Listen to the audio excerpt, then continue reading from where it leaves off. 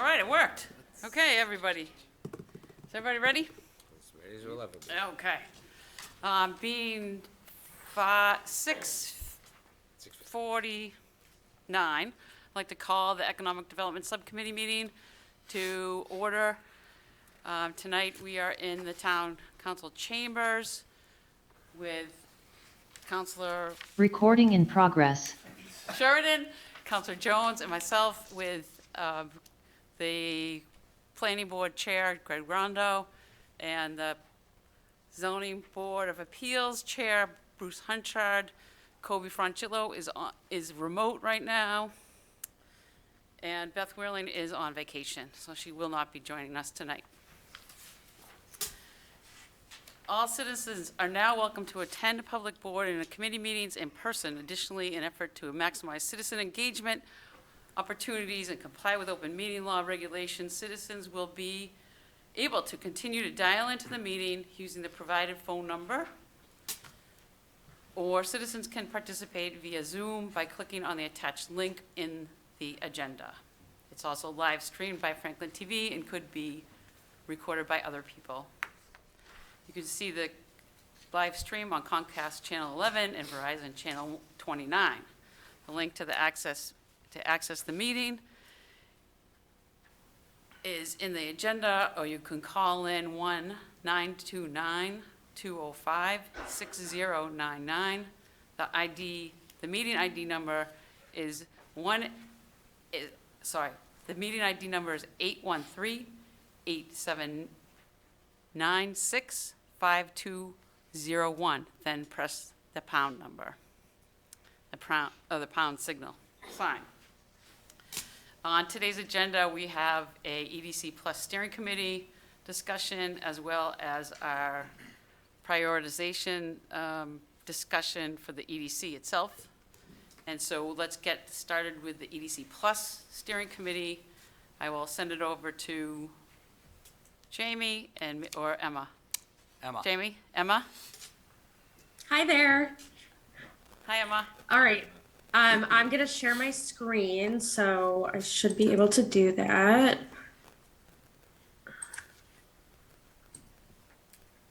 All right. Oh. Can you all see that? Yes. Yes, we can. Okay, great. So I'm going to kick it off, and then my coworker Sasha Parodi from MAPC is also going to help out with this presentation. We last met a month ago, and we've been doing a lot of work in the meanwhile to plan for our forum and to prepare and hold focus group meetings. We had a great focus group meeting on Monday with property owners and business owners in the downtown area. We had a really productive conversation, so we're excited to continue those conversations over the next month or so.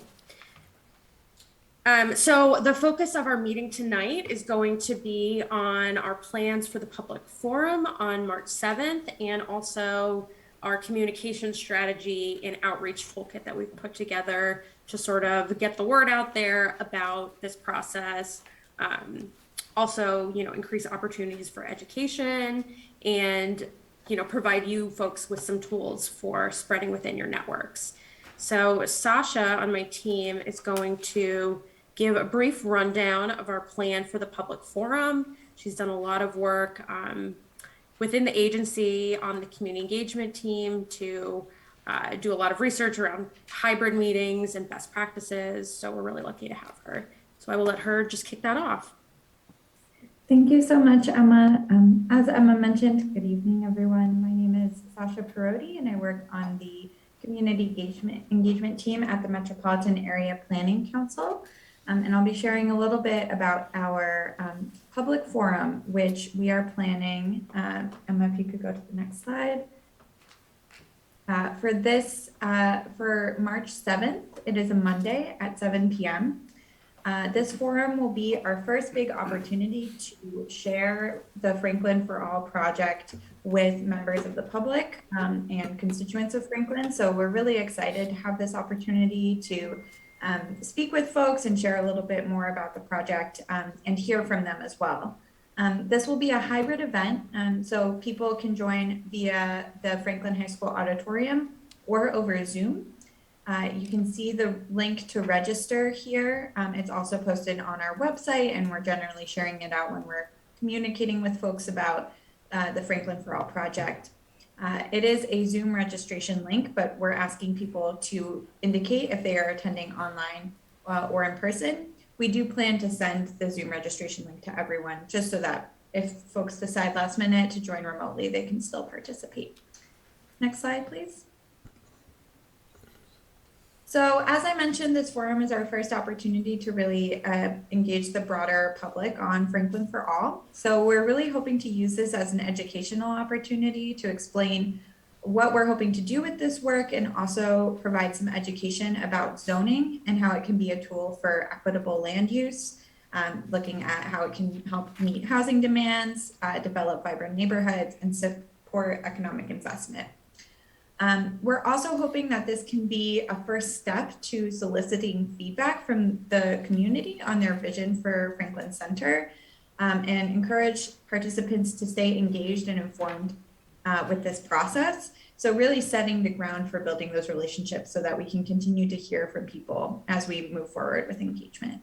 Next slide, please. What we're proposing for this forum is that it'll be primarily a space for education and presentation time, as well as Q&A. So this would include welcome and introductions, a project overview, and also some key information that people need to understand about zoning. We would be recording this session, so it would be available for people who can't make it on the 7th, so that they can watch it afterwards. And once we do the presentations, we would follow that with a Q&A session, and people who join remotely or people who join on in person, both sets of participants will be able to participate in the Q&A, hence the vision for the hybrid event. In terms of feedback, we will not explicitly be soliciting feedback or are proposing to not explicitly solicit feedback during this forum, really using it as a time for education and to answer people's questions, and then separately following up with folks with an online survey to get people's feedback on their vision for Franklin Center. What we're hoping this will do is give people some processing time for the information that we're sharing with them, give us a little bit more space to really share the project and the key information that people may need to engage with the information that we're asking them to engage with, and leave space for people's questions before they give us feedback. And then the survey really offers a little bit more of a comprehensive opportunity for people to provide their feedback and their perspective. If we were to do this type of feedback during the event, it would probably be through polling, and that's not going to be as comprehensive of an overview of people's perspectives as responses via a survey, which is why we're proposing that we follow up with folks with feedback as a separate engagement opportunity.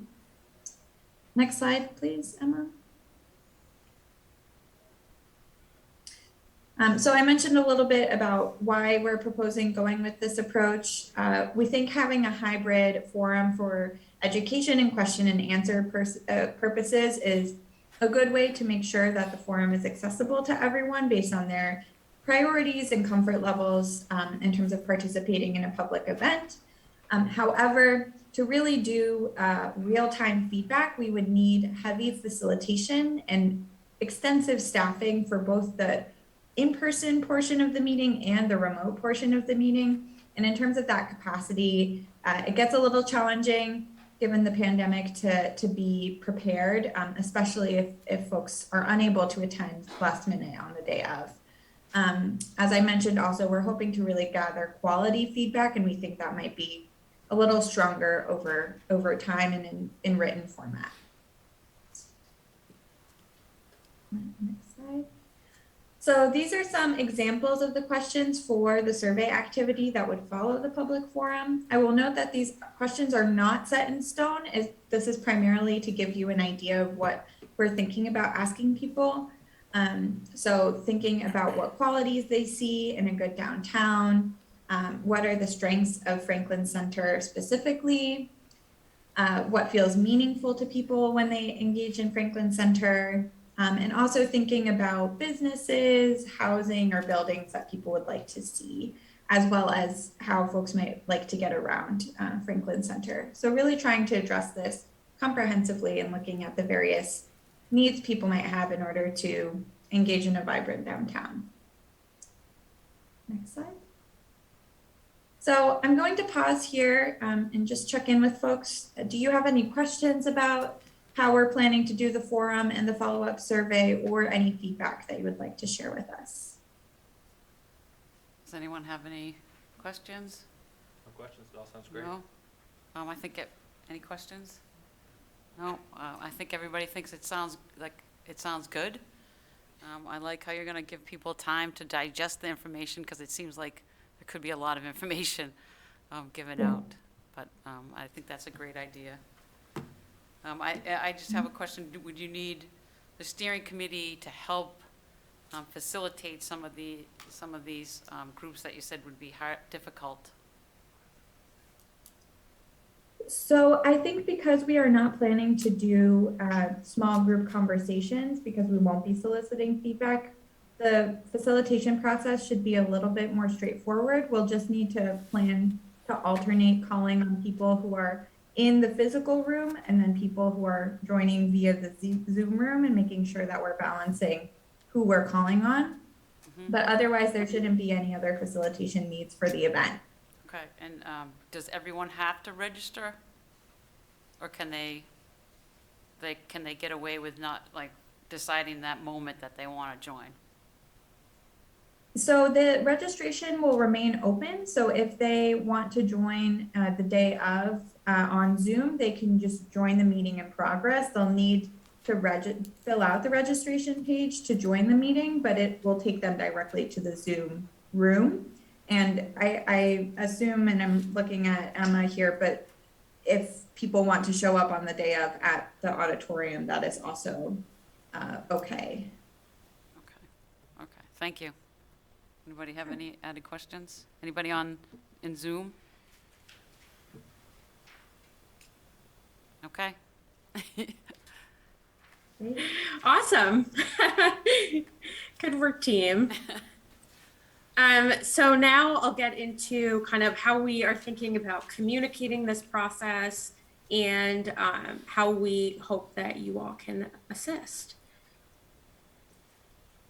So we have put together a draft of a communication strategy and outreach toolkit, which we intend to finalize based on our conversation tonight and send out by the end of the week, that you basically can use as a guide for distributing information about this project.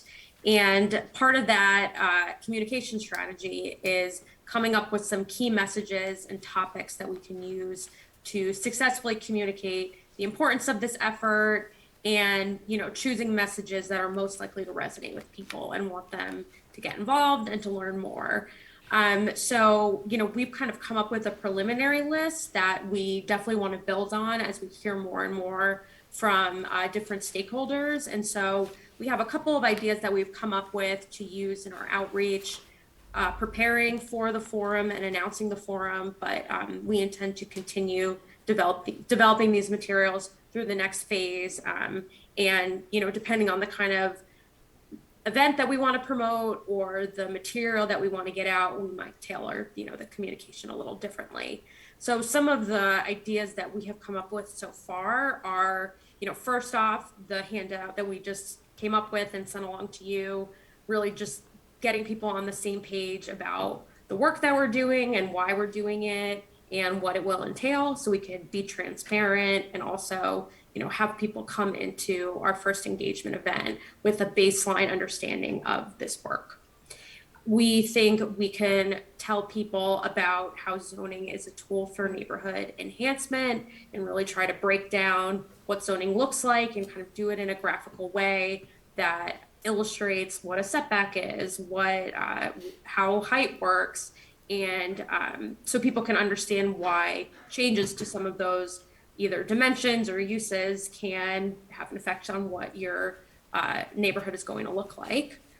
I think there's also a lot of information that we can get out there that came out of the housing production plan, which just illustrates why we need more housing in Franklin, both across a range of incomes, but also a range of housing types. We hear a lot about how people might be interested in smaller options like an accessory dwelling unit, and then kind of on the other span, larger buildings that might be able to accommodate more people.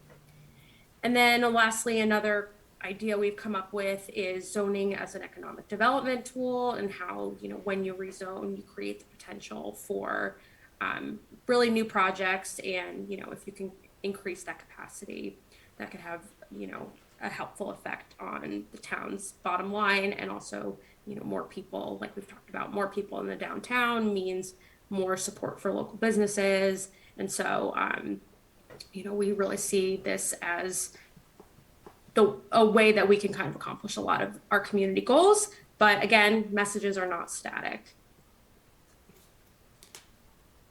So there are a whole host of formats that we can utilize to get this information out there. Some things are both print and, can exist both digitally and print, like a handout or a promotional flyer. And then other things might be more suited towards just digital or just print.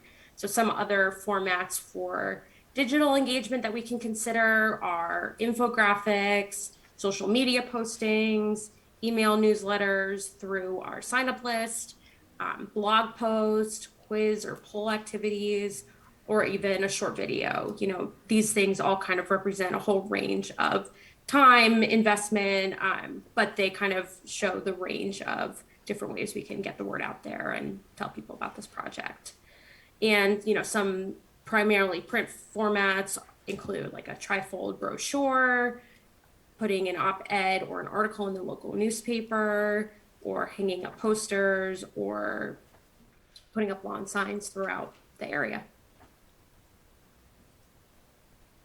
So just to give you a little sense of our timeline for content release, we want to make sure that we're releasing a steady stream of materials throughout the next month.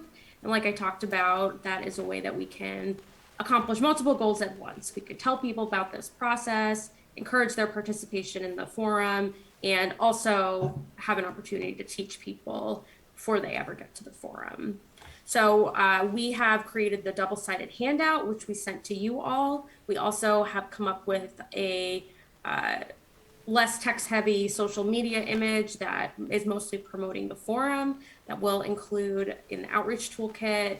And we are thinking that the next content we're going to put out is sort of breaking down zoning and what the components of zoning are and how we can use it to promote the community's goals.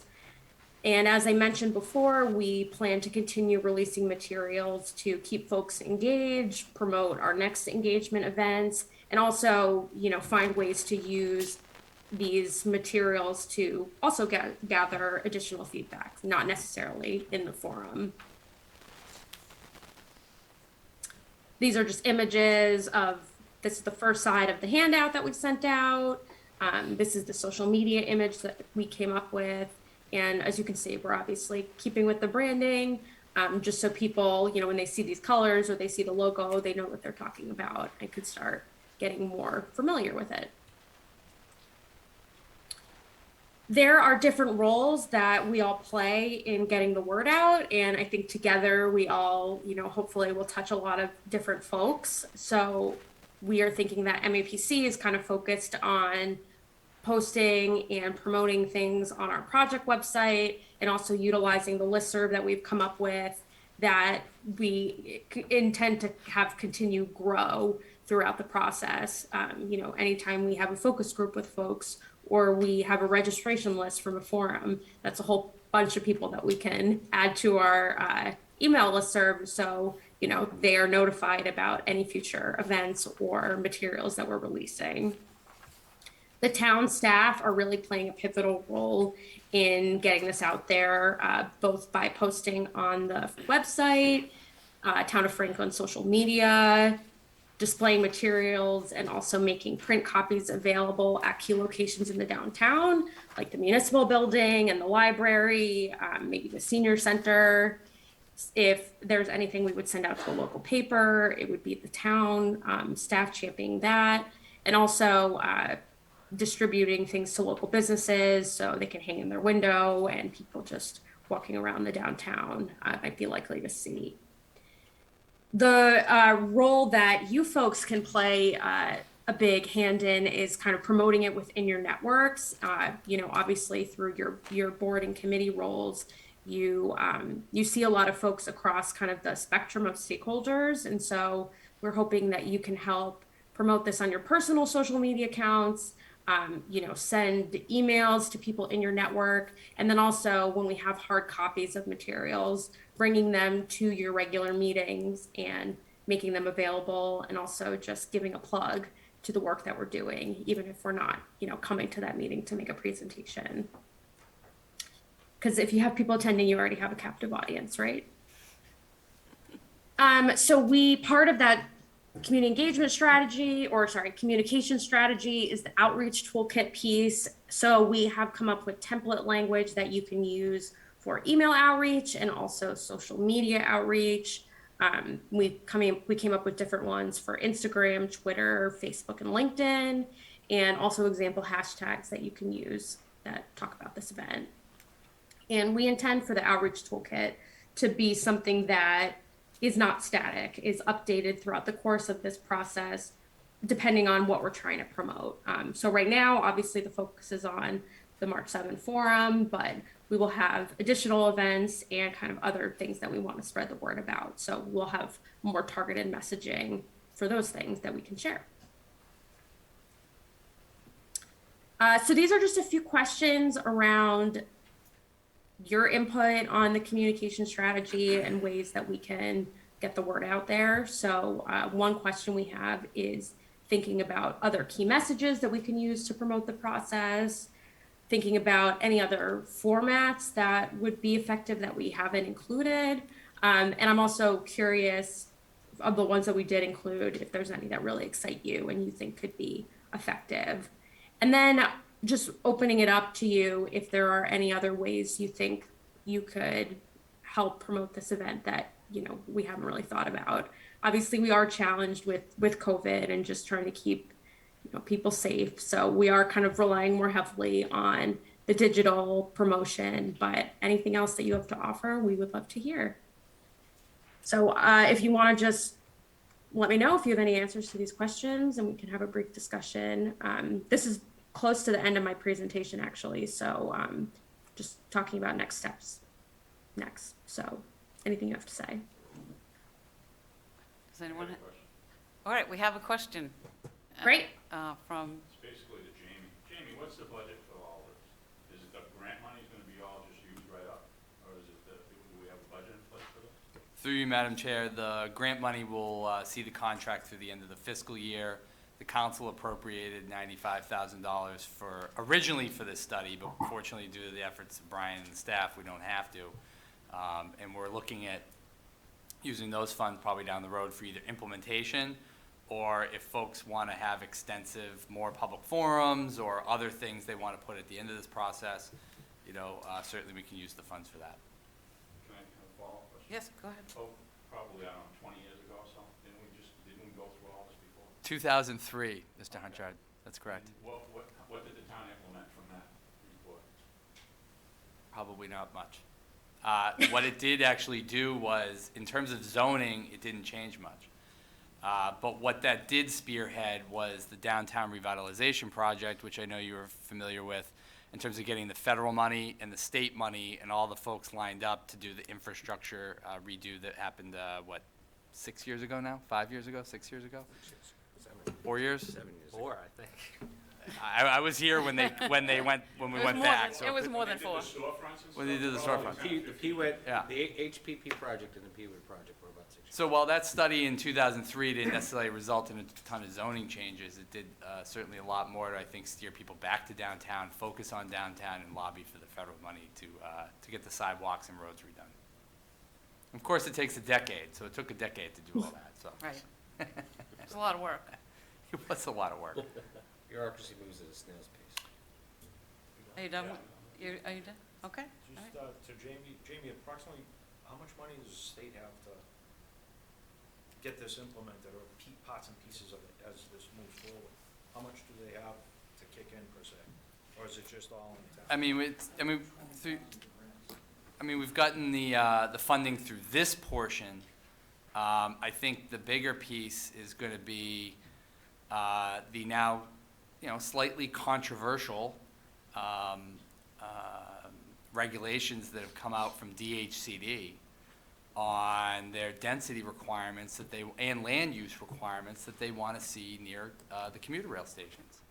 And they're holding towns hostage to either do it, an ultimatum of do this, or you will not be able to apply for any more MassWorks grants. I think that in terms of the state incentives or what else is there, Mr. Rondeau, I think however those regs come down from the state over the next several months, maybe 6 months, is gonna be a big piece of this, because we were promised essentially some sort of carrot and financial incentive to do these zoning implementations. And what we've seen now is not actually incentives, what we've seen is penalties.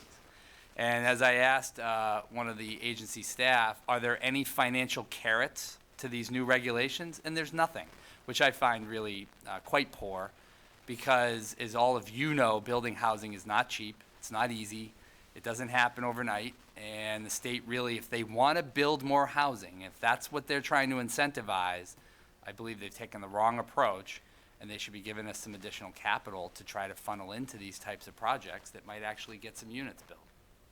I hope that answers your question, Greg. Yeah, I got one more after. Sure, Fred, go um, ahead. And just to plug around that, the guidelines haven't been totally finalized, and so they are accepting public comment. So, I would encourage anybody who is interested and wants to see that push, wants to see the needle changed, to get that in. Yeah, I actually zoomed into the MMA meeting on MBTA communities today. I was there for that discussion. So it's definitely a draft. They're still taking input from the Yes. public. But it was more about just the zoning. That's what this is about. Change the zoning and the rest will come, I guess. But we have another comment from Greg. So Yeah. hold on. Just real quick, how many other communities are in the position we're in? Is everybody else in the surrounding area going through the same situation as we are at this point, or are they in front of us or behind us? Obviously, once it's done. 174 Yeah. communities Well, in the MBTA communities, 174. I think we're probably ahead with the MAPC since we have them. through you, Madam Chair, so that's correct. In terms of the timing of all, I mean, we talked about this at the council meeting back Yeah. then, actually, if you think about it. We wanted to get MAPC on board and get the project started, so when the regs came out, they would We were hopefully ready. parallel each other. So in terms of being ahead, I think we're clearly ahead in terms of what we're doing right now to engage We are, yeah. some expertise on how to deal with the MBTA community issue. But in terms of how we're doing around the T station, we have a lot further to go. And I would say that we're far behind a lot of other communities on MBTA's. And that really comes down to private and public investment of wanting to make the investments into the properties that are going to make that change. If you talk to the MBTA, and when people say, oh, look at the new Westwood station, or this one, or Norfolk, or why did they get all this public financing? It's not just, the bill is not paid by the MBTA. There's also a private sector investment that has worked with the T around those stations to make those stations more vibrant. Thank you. Did that answer your question? Yep. Excellent. I would like to just go to your discussion questions here about Or your outreach toolkit that we have. I was thinking we have Franklin TV available to us. Maybe we can Yes. put some ads up. Franklin Yeah. Radio, we have Steve Sherlock out there. And we could have more of a discussion and more of an interview style to interview different people on the steering committee and you, and to get people excited about it. I think just to come down and talk about what they want to see. yeah, Um, I love that idea. Okay, does anybody, Counselor Frangillo is actually here in chambers now, and so he has a question, yeah, or a comment. Yeah, thank you for all this. Hoping to answer some of the questions. I really like the key messages that you picked out, and especially in terms of selling a vision for what the impact that zoning can has. I think it's very, Yeah, that's good. the development that you grew up with and that you surrounded yourself with, it, becomes core to your view of the world. And I think that selling that vision for what Franklin Center can be is going to be a key part of this. And within that, the things that I find very helpful are pictures and videos of other communities who, especially in Massachusetts, but even outside of Massachusetts, who might be further along a possible vision, as well as the narrative of how our center came to be. Right, we did have a vibrant downtown that through zoning and policy choices, came to what we have today. And so historic images and videos are also helpful, I think, in creating that vision for how zoning can really transform a downtown. And then in terms of mediums that are really helpful, I mean, social media is like, we're reaching the most people, and especially, sort of slide decks of, quick, Instagram, Facebook, Twitter slide decks of 2-3 images that you can go through that tell a quick narrative, especially, Instagram, those spread, people share them, and that really. I now spreads have around. access to Steve Sherlock's photos, so I have like unlimited content. Well, yeah, and happy to help you. Well, that's a great point. We're constantly looking for good high-res images to show Franklin, both in terms of things that are great and that we like and we want to keep, and then also things that might need a little sprucing up. So if any of you have any good photos, or folks who have good photos of Franklin, please send them our way. Will do. Great. Okay, Thank you. all right. Well, let's go to Steve. Steve's on Zoom, Steve Sherlock. He's got his hand up for a while. Yeah, I was just going to respond. Thank you, Madam Chair. And I think you already mentioned the audio format, which was not on the list. Yeah. So certainly and it's also, protocol sensitive. We can do this via Zoom, just record the audio and prepare that. I know a number of folks are familiar with the format and the process that I use to create those and share it out, and I'm willing to help. Thank you. That sounds wonderful. Steve always helps. He's great. I know. Thank you, Steve. I know. I feel like I see the name just everywhere. Anyone else have Brian, did you have anything you'd like to add, or Amy? No, I think, in general, I think what we really like to do is, if the steering committee can spread the word about the forum, about providing public input as much as possible in as many ways as possible to MAPC about zoning, housing, economic development. That's what it's all about. So they need as much input as possible, and the forum will be a big deal, but in other ways, don't be afraid to send planning department or MAPC or anybody an email or whatever the case may be. Thank you, Brian. I just have a quick question about the focus groups. So I know one of the original memo, we had 4 dates. I know we've pushed that out. Are they all pushed out to different dates? Or are you going to have them? Are you going to try to So figure out? they're all like, nothing should be changing at this point. Okay. We had our first focus group meeting on Monday with the property owners and business owners. We felt like it was really important to sort of hear from them first, because they hold so much of the key to what happens in this area. And so then our next meeting is this upcoming Monday. That will be with service providers and housing advocates. So we'll be talking with the Housing Authority, the food pantry, a whole host of folks to kind of understand what the housing needs are, and who can most benefit from new housing and economic development opportunities. And then on next Wednesday, on the 9th, we will be talking with developers and also practitioners in the real estate field. So some engineers and lawyers who sort of are often coming before the boards and are really knowledgeable about the development review process. And then our final focus group meeting will be on that date hasn't changed. The meeting on the evening of the 15th with downtown residents. Okay, who are we gonna? how have we decided who's gonna get invited to that? Like, are we using let me pull up the map. Are we using the map inside the circle here, Brian? I don't know if there's like this circle, like who is gonna, how did we decide which residents got invited? Sure, I think the residents, we have not really identified anyone at this moment, except for the list of people that have actually asked to be involved in the process. So there is a list going on right now. But we need to expand that list. And it's similar to the other groups. If a business owner has said, hey, let me know when this starts or whatever, they're on the top of the list when we go to put a focus group together. Right, So that's basically the way it's being developed.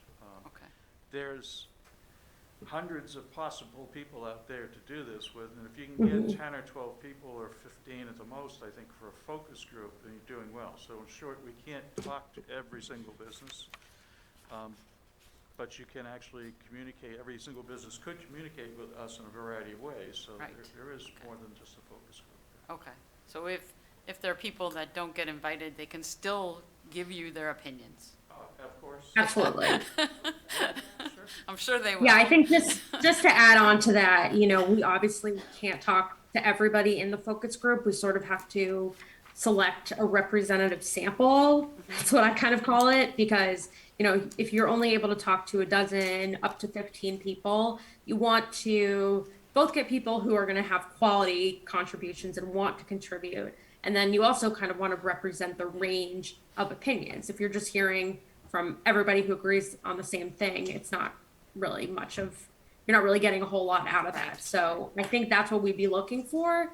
And as Brian mentioned, we haven't finalized that list. So if you know folks who live in the area that you think would be able to contribute to this conversation in a meaningful way, let us know, because we'll probably be sending out that invitation in the next week or so. Excellent. Or they could contact Brian if they're listening and they want to be involved. And then Excellent. and then anybody else who we can't, that is not the end all be all of our discussion. So Right. we'll have our forum, we'll have the survey, and then any other, opportunities that are to come. Excellent. Thank you, Emma. Does anybody have No any more problem. questions? No? Okay. Yep. Anyone in the audience? Come on up. We have a question.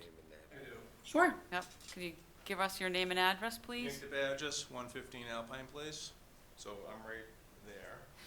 And you were just mentioning this map. I'd like to know, what's the population within this area right now today? Does anybody know that? I don't know. Does anyone know you're pointing to the rounded circle? Yeah, the study area boundary. Yeah. I don't know if it's done by distance from the downtown Right, station. from the T station. Yeah. Does anybody know the population? Because I would like to know what that is. And Yeah. then I'd Well, maybe also we can like to get that know- information for you. Yeah, we if- certainly if can. there Yeah. is any projection of what the population will be after this is Mhm. all Certainly. complete. Yep. Yes, and we'll kind of the next phase of work after we complete the visioning piece is the development analysis. It's kind of figuring out what could be built and with an expectation around number of new units and also population. Okay, and then this would also include all water, sewer, police? Absolutely, yep. Fire, Yep. additional? Yes. Okay. Yes, absolutely. Yep. So we're thinking about basically what are the constraints, what are the opportunities, et cetera. Okay, thank you. Thank you for that question. That was great. Okay. So I could just quickly Yeah, run through the next next steps. steps, Sorry. and Go then ahead, if there were Emily. any other Emily. questions, Yep. we might still have a few minutes. So obviously we are preparing for our forum on the 7th, and we will finalize our meeting format based on this conversation and create a guide for in-person and remote facilitation. We'll also continue pumping out promotional materials, and we are hoping that you can really champion that promotion effort and using the outreach toolkit as a guide. So like I mentioned, we are going to finalize that. I think you gave some great ideas that I hadn't even thought about, like Franklin TV and audio. So we will add those to the list and send that out to you, so you can use it in your promotion efforts. And then we are going to continue working on preparing for focus group meetings and holding those meetings. And also internally, we're doing a lot of work to kind of start up that development analysis and doing that using the development analysis piece also as an opportunity to think about compliance with the MBTA requirement. Because even though that analysis or that those regulations aren't final, we kind of do want to see how we can get a back of the envelope calculation, to see Right. how we comply as it is now. And then once that language is finalized, we would do, a more formal final analysis to see where we stand. Excellent. Thank you.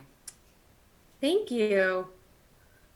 Okay. I think we're, All right, so you'll probably be hearing from me quite a bit over the next month, as we just send out materials. So again, we really appreciate your help in advance, and we thank you for letting us use your expertise and your connections. yes, can you hold on for a second there, Emma? Yeah. There was a focus group or something that was held earlier this week. Was it Monday or something? There was a focus group held Monday. How many people attended that? I don't know. Can you guys We tell us?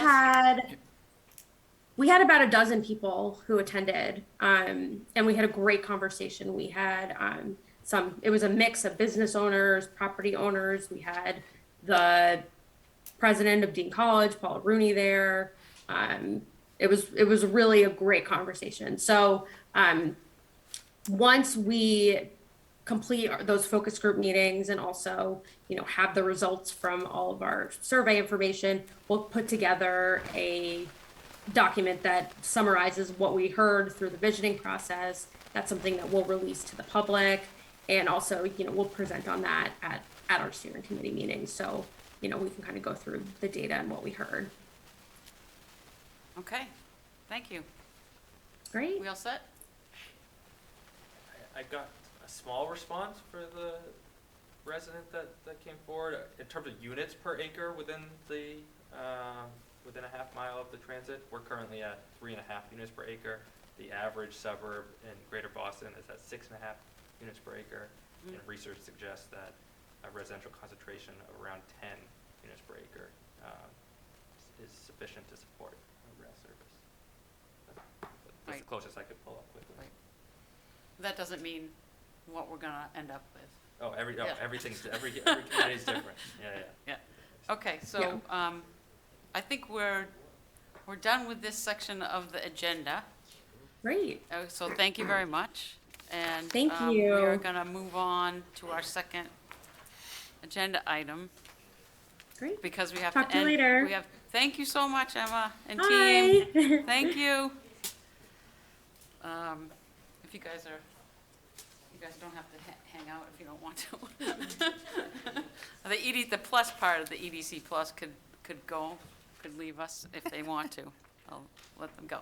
But our second agenda item is a prioritization discussion, approve the EDC goals for 2022, 2023, and I'm gonna kick it over to Jamie. Through you, Madam Chair. As all of you on the EDC know, as well as for the folks at home, the Town Council at its last meeting formally adopted goals for the two-year legislative session, and I've attached to the packet the list of goals that were approved for the EDC. It was just kind of a early discussion. I know for both Councilor Jones, Councilor Hamlin, we've been through this before. It's kind of just a little bit of a discussion to have a prioritization. If there's anything that any of the members, want to bump up and look at. As you look at the list that's here, which I'll go through real quick, the Franklin for All EDC Plus work was on the list. Revise the downtown public parking lots bylaw, review the sidewalk snow removal bylaw, implement housing production plan recommendations. Just for the record, we have not heard back from the state yet on a formal approval, so hopefully that'll come soon. New policy developments on New Style, facilitate a branding and marketing analysis, support the process toward a new master plan process, which will begin next year in 2023. Years are flying by. A home occupation business bylaw, research, review the marijuana overlay district, support a process to update the open space plan, which starts next year, review the cell phone tower overlay district and consider 5G local permitting, and lot line cleanup. So it's an ambitious list. I think the stuff that's obviously been kind of pushed to the top are some of the items that that are kind of going to be worked on out of the gate, but just wanted to get the committee's feedback if there were other things that we should be working on. I think, as all of you know, the Franklin for All campaign and the zoning analysis will certainly occupy a fair amount of time over the next 6 months. And then whatever comes out of that, obviously, we'll have to come back. But just wanted to get the committee's feedback and see if there's anything that jumps off the list that you wanted the staff to pay attention to in the first half of this year. Well, would the revised, thank you, Jamie, would the revised the downtown parking bylaws come through the Franklin for All program potentially? Or is it? It would mirror itself, Madam Chair, probably quite well. The issue is that, as you may know, or just for folks at home, the issue is there's a fee associated with quarterly payments to reserve commuter rail spots in the downtown. We've been getting requests from commuters for 1 week, 1 day, 1 month, 2 weeks, different increments, but the bylaw only allows for quarterly passes because that's how they were set up well before the pandemic. Commuting has changed. And I think the chief has been researching with his staff some alternative models, and at some point, I know that once we have a proposal, we'll probably have to change the bylaw formally to deal with those issues. Mm-hmm. Okay, thank you. And I think, I want to fix the lot line cleanups. I want to get that done. I don't know how much is left of that, but it would be nice not to ever have that on a EDC list again. But the branding, marketing, and the home occupation business bylaw are pretty important to me. But I will, Councilor Jones has his hand up, and I'm going to let him give his opinion. Thank you, Madam Chair. Just a couple of things on here, Jamie, and the crew, that in all honesty, I don't think would take much time. And that would be the process, would be to review the cell phone tower overlay districts, and consider the 5G local permitting bylaw. I mean, in general, that shouldn't really take too long to do, right? Because they're already in from my understanding, Verizon has already gone and started the process of installing 5G throughout the community. It's just a matter of us allowing the permitting, correct? Through you, Madam Chair, to some degree, that's correct. It is a little more complicated than that. But, we'll take a look at it. We've been working with some outside counsel on the cable issues. So we'll check back in with Bill Solomon and see what we can get for a timeline on that. Okay, I just don't see why that would take too long to resolve. The other one would be the marijuana overlay districts. Would, per our discussion last week with what the state is working on, have any effect on our overlay districts? Through you, Madam Chair, what the state, for background really quickly, the state put out the legislative committee put out a cleanup bill of a bunch of provisions in the cannabis law that was passed by the voters 5 years ago. It will have no effect, from what I can see and what I've read online. It will have no effect on the overlay district. That is still left up to the locality. Okay. I think what the cleanup has been is when all the parcels that have been in the pipeline get permitted, is that enough? Is it too much? Is there other areas of town? Mm-hmm. The one issue that would be an exception to that is the social consumption issue, Councilor Jones, which, from what I understand in the technical cleanup bill, as they call them up on the Hill, there's supposed to be some sort of guidance and regulations on whether or not cities and towns want to have actual consumption of cannabis on site at a store. Oh. So that would possibly affect your overlay district. Mm-hmm. But other than that, the rest of the bill does not affect it. Okay. Maybe like a tasting room? Yeah. Like a smoking room. Along those same lines, I Okay. think. All right. Anything else? We gotta. No, There's 2 not minutes. really. I mean, Okay. the lot line cleanup projects, I hate to ask it, Brian, No. if you don't mind, Madam Chair, to Brian. How much longer would you predict that the process is gonna take for us to continue to do these lot lines? It's a stupid question, I know. The lot line cleanups, How many more lot lines, Brian? How 200? many have, 200? what are we talking Anyway, about? there are a couple hundred more lots all over town. There's a few that are focused into neighborhoods, so over the next few months, we can get you a couple of bylaws and some more neighborhoods done. But then you get, 2 here, 1 here, all these kind of Mhm. things, and Right. so when we get to that point, which we could by the end of the, end of your work session for sure, but at the same time, maybe 6 months from now, we might be looking at that. Okay. They're all over the place. What do we want to do with certain neighborhoods, in addition to a lot line cleanup too? There's some other things that are out there, so. Okay. Thanks, Brian. We got kinda bored of the town council meetings, so we enjoy the lot line cleanup. Okay, all right, are you, Yes, thank you. okay. Thank you, Brian. Kobe, quickly? Yeah, quickly. I think we have enough on here. I ordered them all, but I'll give you my top 4. Franklin for All, which I think also I think that will touch housing production plan recommendations, at least a lot of them. My next would be branding and marketing strategies, and then I would say the home occupation business bylaw. Sound good? Sound good, Patrick? Okay, is that good? That's great. Okay. I think there's enough to keep us busy. 6:40 a long too. time. It's also 6:40 as well. And it's 6:40, and with Yes. that, I would accept a motion to adjourn. So moved. All in favor? Oh, wait, Second. thank you. All in favor signify by saying aye. Aye. Okay. Thank you, good night. You're coming for Brian. Hey, Brian, I'm slow in Brian, I can get that answer.